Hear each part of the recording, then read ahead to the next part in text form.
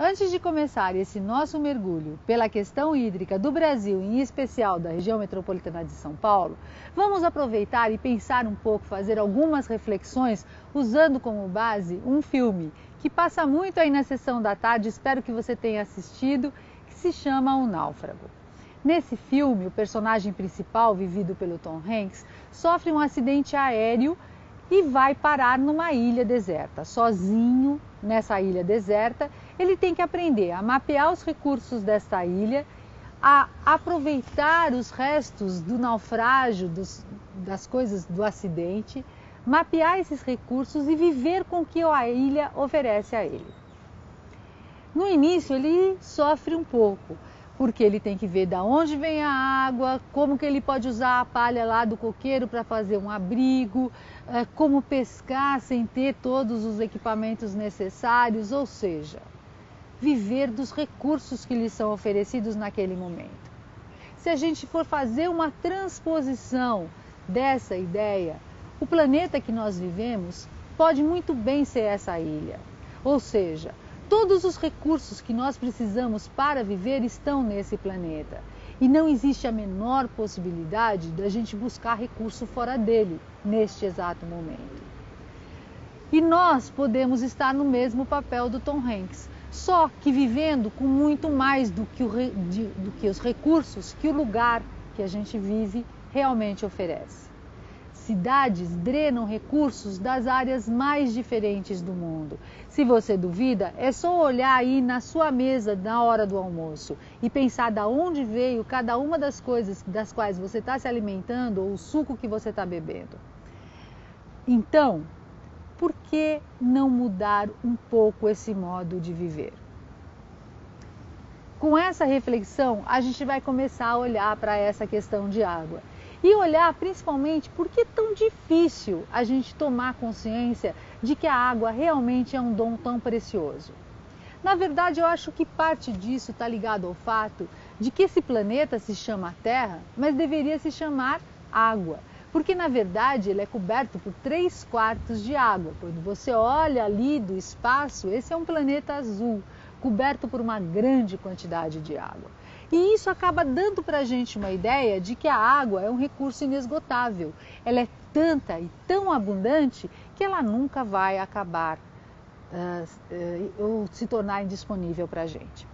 Mas olha, vamos fazer uma análise simples desses dados que a gente já conhece muito, mas que nesta crise acaba tendo um outro apelo, um outro impacto. Vamos lá? Se a gente pensar em toda a água do mundo, 97% dessa água está nos oceanos, certo? 3% é de água doce, 97% é de água salgada. Água salgada, vocês já sabem que para consumo humano é um pouco mais complicado, certo? E às vezes muito difícil. A gente vai discutir isso ao longo dessa nossa fala. Dessas 3% de água doce, e aí então agora a gente vai considerar esses 3% de água doce, todo o nosso universo de água doce, tá certo? Desses 3% de água doce, na verdade 70%, ou seja, 7 partes desses 3% estão presos em geleiras, certo? Nas geleiras tanto do Polo Norte quanto do Polo Sul, como nas altas regiões, nas cordilheiras, tá certo? Dos Andes, dos Himalaias, nas regiões onde a gente tem gelo o tempo todo. 29% dessa água está em aquíferos subterrâneos, em fontes subterrâneas. E somente 1% dessa água está disponível nos rios. Então, olha, daqueles 3%, somente 1% dos 3%, não é a terceira parte, é a centésima parte desses 3%, está disponível na forma de rios. Se toda a água do mundo coubesse numa caixa de 1.000 litros, dessas que a gente tem em casa, 970 litros desta caixa d'água seriam de água salgada. Portanto, tira ela. 30 litros seriam de água doce. Nesses 30 litros de água doce, 21 litros estariam sob a forma de gelo, certo? faz parte ali do Polo Norte ou Polo Sul ou das geleiras eternas das cordilheiras, certo? 8,7 litros estariam nos lençóis subterrâneos, nos aquíferos, tá certo? Embaixo da terra. E somente 0,3 litros ou um copo de água seria o que representaria o que a gente tem de água doce disponível nos rios. Tá vendo, gente?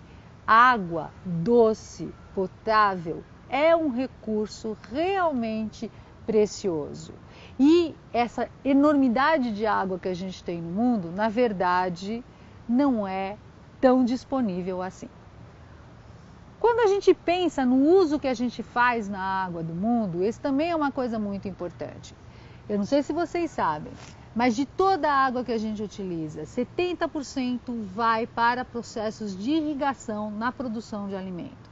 70%. Novamente, se a gente estivesse falando de uma caixa de 1.000 litros, 700 litros iriam para a irrigação e iriam para a produção de alimento. 20% para todos os processos industriais, para produzir todas as coisas, resfriar a máquina, todas as coisas que a gente precisa. De novo, 200 litros da nossa caixa de 1.000 litros para esses processos industriais. E somente 10% vai diretamente para consumo humano, tá certo? Ou 100 litros da nossa caixa de 1.000 litros. Então você vai vendo que também o uso que a gente faz da água é um uso também muito distinto, certo? Então tem pouca água doce e essa água a gente utiliza de uma forma que nem sempre é aparente para a gente, porque na verdade a gente sempre quando pensa em água, pensa na água que você bebe, que você toma banho, que você lava roupa, mas existem outros usos que a gente faz da água.